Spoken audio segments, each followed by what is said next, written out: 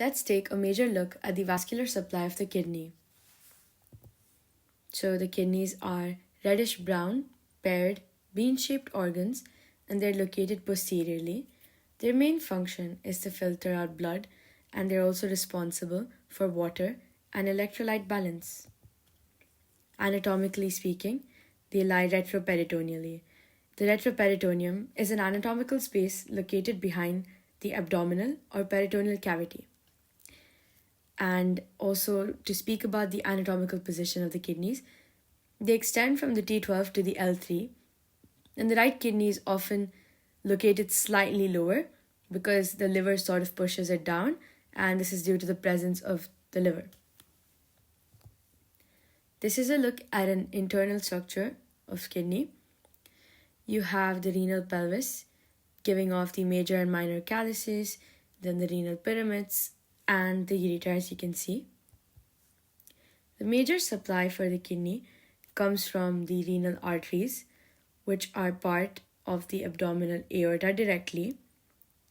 And due to the anatomical position of the abdominal aorta, the right renal artery is longer. The renal artery enters the kidney via the renal hilum.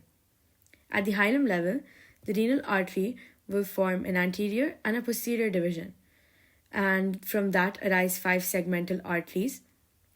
So the division of the segmental arteries is as follows. From the anterior branch, you have 4 main branches, which is the superior segmental, also known as the apical segmental artery, then the anterior superior segmental and anterior inferior segmental artery, as well as the inferior segmental artery. These 4 come from the anterior branch, and then the posterior branch will give off the single branch, which is the posterior segmental artery.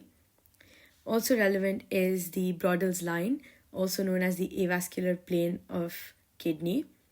It's an imaginary line along the slightly lateral and posterior border of the kidney, and it sort of points out the segments supplied by the anterior and posterior divisions. It's a bit relevant during surgical aspects.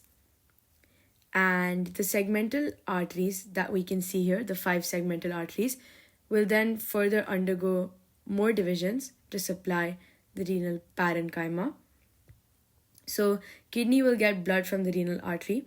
It will divide into segmental arteries at the hilum.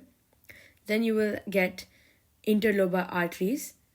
These branch into arcuate arteries, then into interlobular arteries, and then the afferent arterioles, which form a plexus of capillary loops called the glomerulus.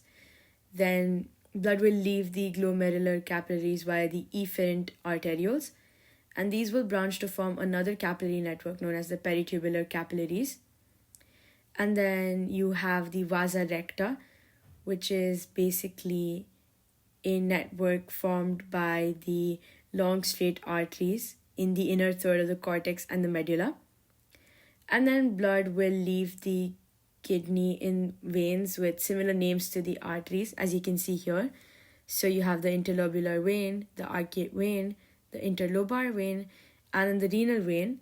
And the renal vein will drain directly into the IVC, as you can see right there. And that's the major stuff about vascular supply. I hope this was informative.